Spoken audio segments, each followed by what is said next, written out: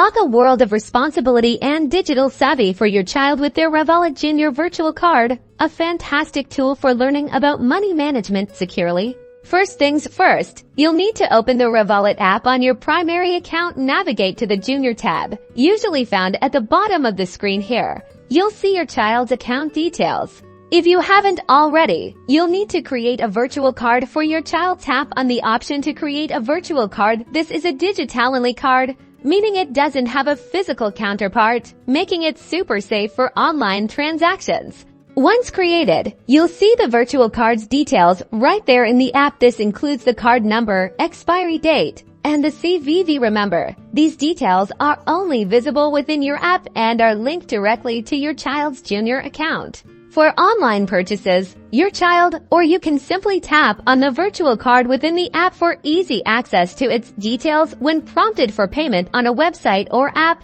they can input the card number, expiry date, and CVV just like any other card. In-person payments are just as straightforward. If your child has the Revolut Junior app on their own compatible device, they can add the virtual card to their mobile wallet. Then, it's a simple tap of their phone to pay at any contactless reader.